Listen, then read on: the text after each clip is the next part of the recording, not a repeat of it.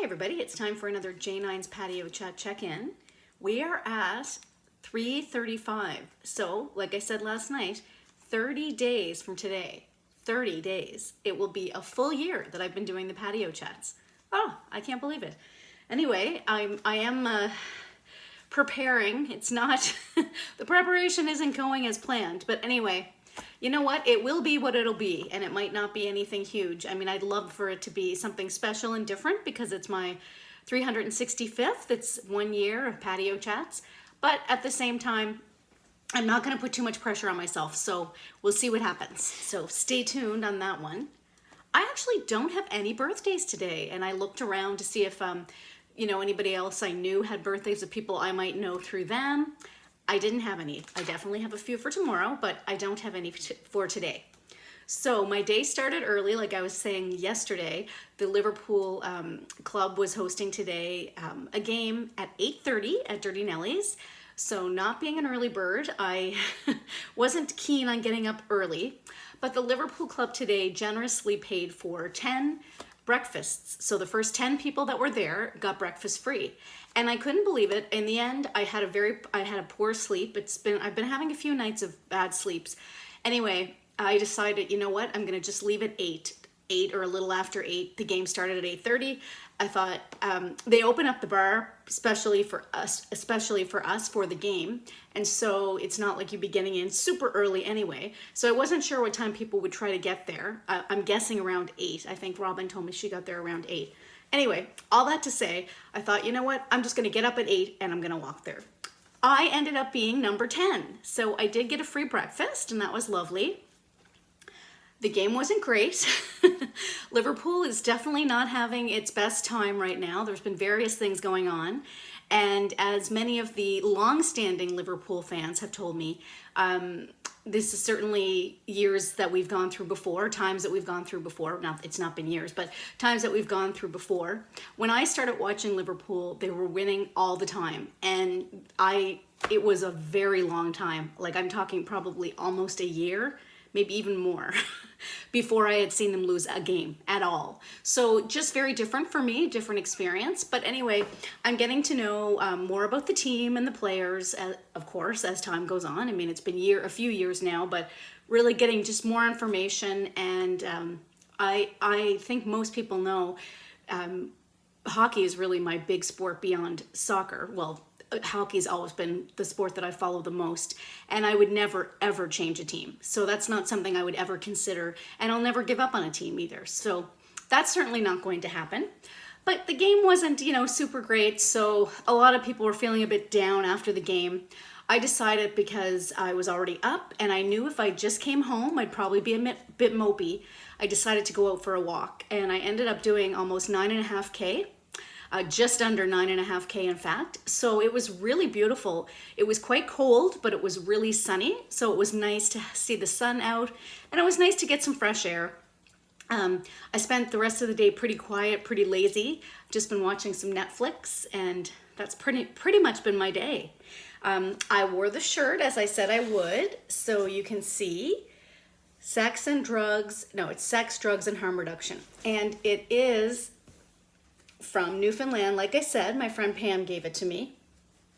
The Safe Works Access Program, SWAP. And so Gerard Yetman is the executive director there. So I've worked for years. I used to be the program consultant for the organization. Years ago, when I worked at the public health agency, but I used to be the program consultant for organizations across the 4 provinces. And so I know all the wonderful harm reduction organizations across Atlantic. So this is just one. There are many, and they all do amazing work. But Pam got me this shirt, and I was really happy. So thank you again, Pam. And I know I talked about the Oak Company. I know the Oak Company's getting a lot of love. I noticed today that they have subscription boxes. So if you want to give it a try and see what I'm talking about, the Oak Company now has subscription boxes that you can order monthly, where you can either order like all of the bars, the granola, or the oatmeal, or you can do a mixture, and you do it once a month and it's free shipping. So of course you pay for a subscription. So you're paying for the product, but they aren't charging for shipping. So I'm excited about that. I'm definitely gonna be thinking about that. It's hard as just one person. If I had somebody maybe to share it with, it would be a little bit easier for me to do it. But anyway, all that to say, I will put a link to that. If it's something that you're interested in checking out, then I highly recommend it. And speaking of Newfoundland and Labrador, I know I said it already, but sending out again lots of love to my Newfoundland family and friends, the folks in Newfoundland and Labrador. They did work out the election, thankfully. People are not voting in person, of course, but they are going to have mail-in ballots. So people will get a chance to vote. So I was happy to hear that. And one other thing COVID related today that I did see was that PEI had a press conference today. So when you have a press conference on a long weekend, unscheduled, you kind of wonder what's going on. And it turns out that the UK variant is now in PEI. So an individual that had tested positive for COVID, that all of those tests go to the microbiology lab in Winnipeg. And they discovered that this particular one, I think it was February 4th, this individual had tested positive, and it is the UK variant. So we're seeing it now. It's in, I think that was the last province to get it in Canada, to have individuals testing positive with this specific variant. And so again, just more of the same, everybody. Follow the public health measures, go to a pop-up test. Actually, I was going to go. I was thinking about going to the pop-up test today. I didn't end up going, but I think I will go to the next one that they have in Halifax, because again, it's a wonderful thing. It's there. I don't have any symptoms now, but this week particularly, I did go to. I had a few extra places. This was probably the busiest I've been in a while, where I've gone, and again, I've been following all the public health protocols and measures, but the pop-up tests are there for that reason, so that asymptomatic people can get tested, and I think it's a wonderful thing. So I think we should utilize it. Anyway, like I said, I didn't get there today, and I don't think there's one. If there is one in Halifax tomorrow, I will find it, but I didn't see one for Halifax tomorrow. I think it's outside of the city. Anyway, I'll look that up and figure out when I can next get one. So I think I'm going to leave it there.